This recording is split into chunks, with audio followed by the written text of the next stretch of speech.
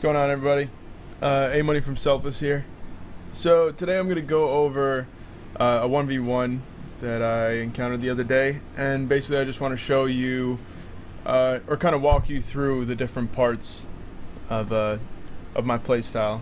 Maybe you could apply it to yours in ones. So this is a ranked game. I think it was versus South, yeah. So let's get it going. I want to start off with kickoffs, and a lot of people think like kickoffs are just straight up luck, right?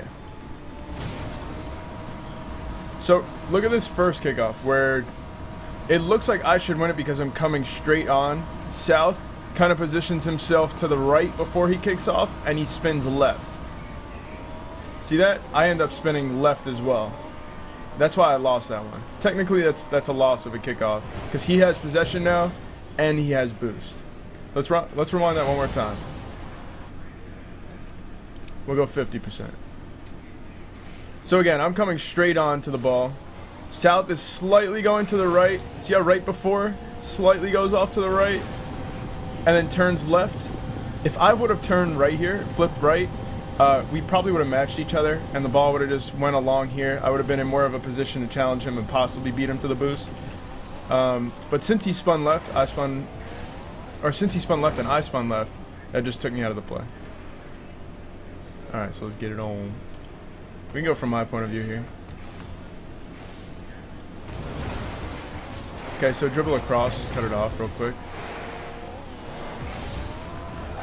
Gets that shot out. Now the problem here is sometimes you think you have enough time for boosts, right? You think it's all, it's all good. There's a ball up in the air. You know it's kind of there.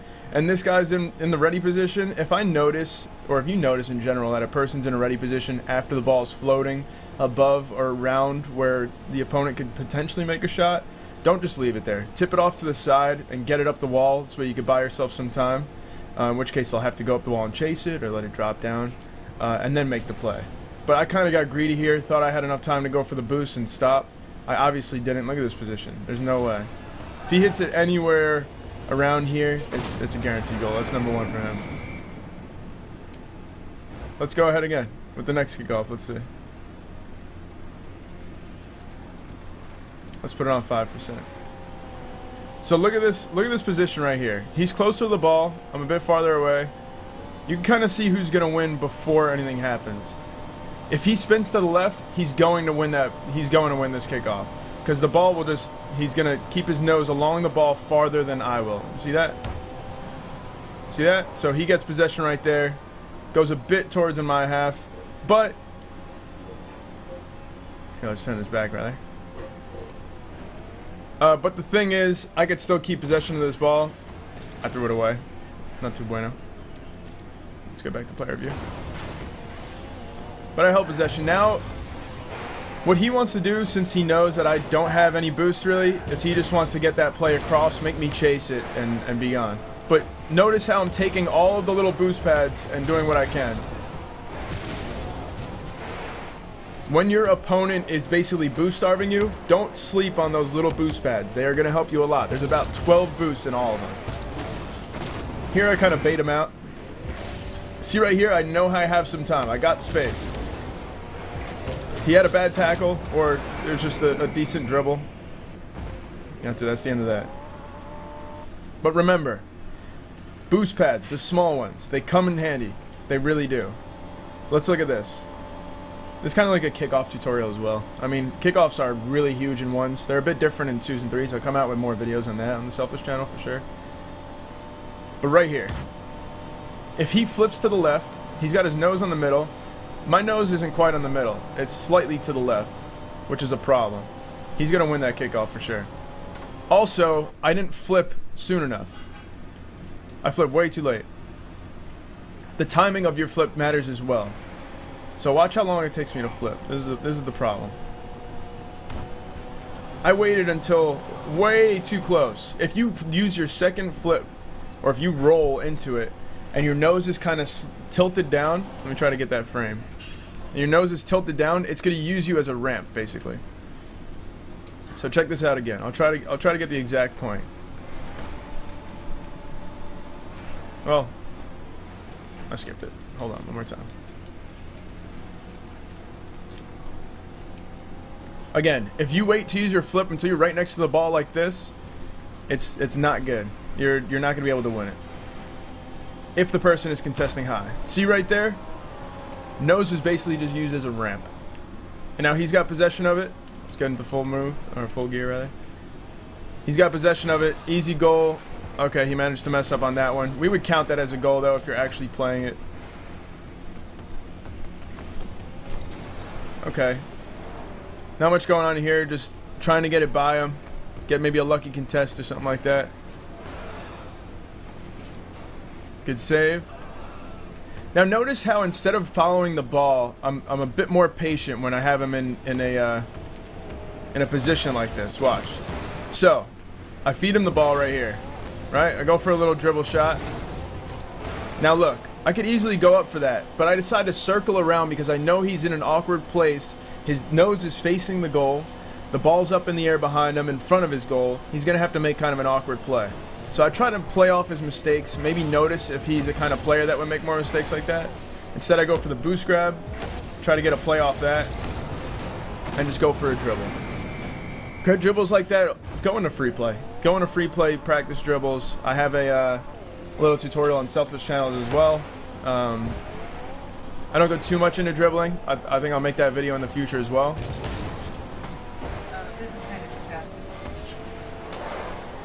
Alright, so Hello.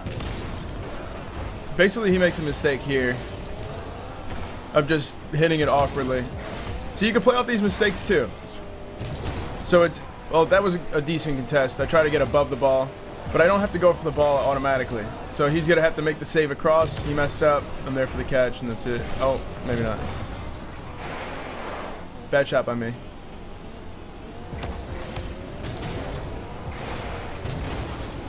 See, flicking plays aren't the worst, and if you do manage to get a bad shot, don't be afraid to hit the player. Hitting the player is actually a decent strat. It's ones. You only have one player to bump, so don't forget that. But it is risky too. If you're not good at that and you miss it, you miss him, it could completely put you out of position. So make sure you know that it's a risky play. If you're gonna go for it, maybe just practice by messing around, going for bumps in a 3v3. Okay, we got a little air dribble there. Again, free play. Practice those air dribbles.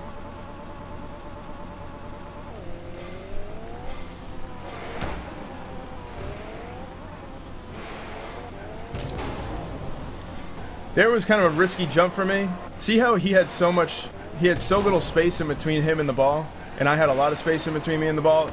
The more space that you have in between, and the longer you dive, it gives more time for an opponent to understand what you're doing and kind of counter that. So you gotta be careful. Here again. Goes up the wall, brings it up. My problem this game was that I was trying to dribble it too much. You have to know when that's a problem.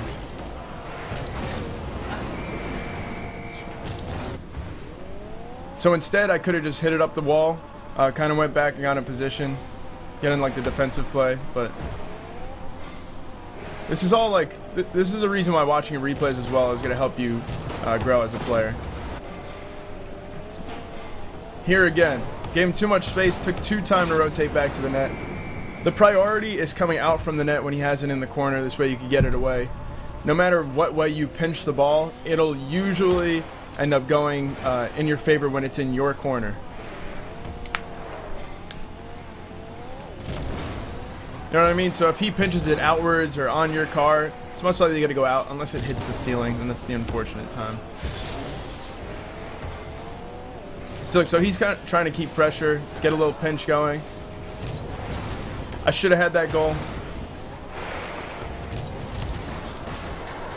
That went to a bit of a rough angle, but see how that took me out of position so much? This is a high risk shot. You might think like, oh, like you can make that shot easy. It's like, it's not high risk if you're consistent enough to make these angles. It's not the easiest angle.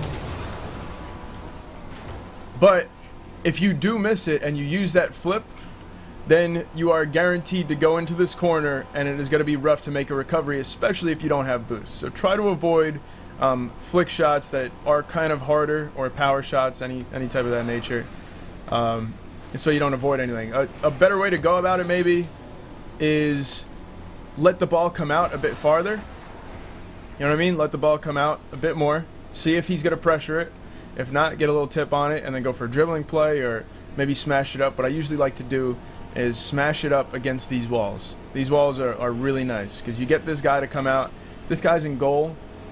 Smash the ball towards something around here and make him go up and see if he has the response time and the kind of aerial accuracy that he can get up to that ball and hit it away. Test your opponent. That's another thing about ones. Test your opponent. You don't know how good. Everybody isn't the same player. They all have their own play styles, strengths, and weaknesses. You got to play off them when you're playing.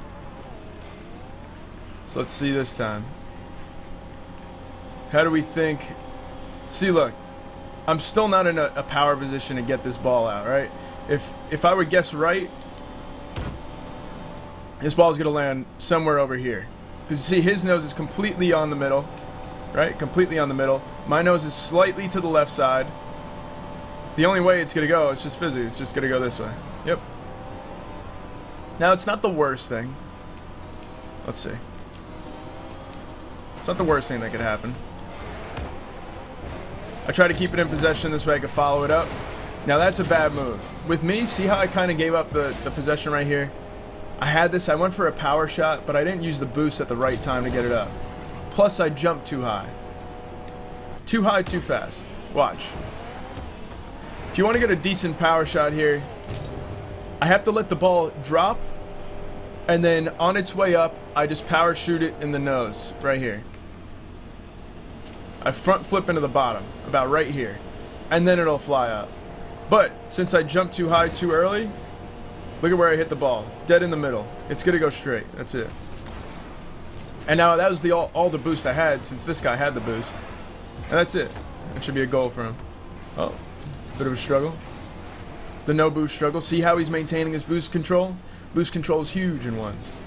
You gotta be careful. See how it's kind of got, it has me on like the nervous peak where it's like, uh-oh, what do I do? That's where you want to get your opponent. Now, like, I know he's dribbling here. Notice how I was a bit more patient. You can do a couple of things in that situation.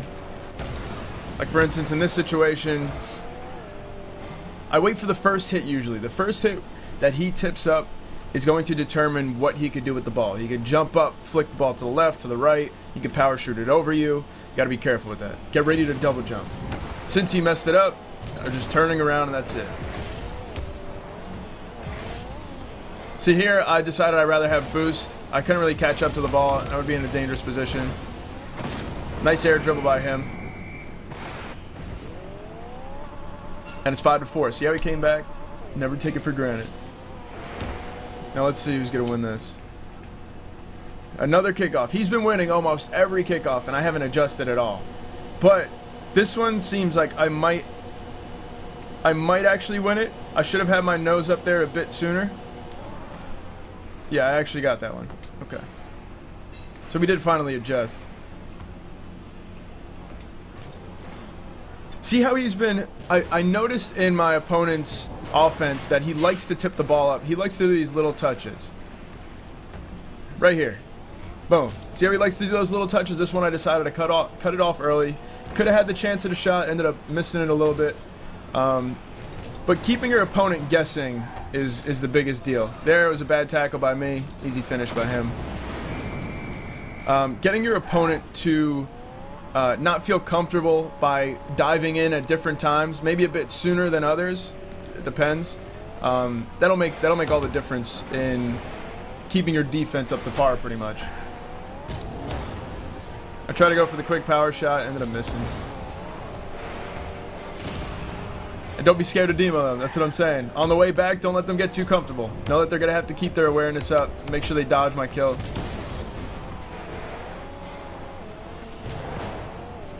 See, he's up right there. That was actually good because he kept possession by hitting it that fast. Now I'm just waiting for a mistake. Okay, and that was just bad. I think that was me trying to get it up the wall, but I ended up ruining it instead.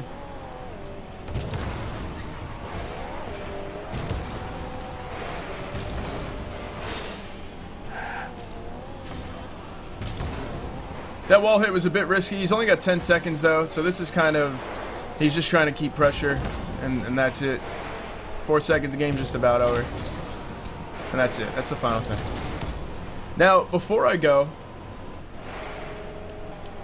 I want to leave off on a part that it's not absolutely just the engine going off. It's the most annoying thing.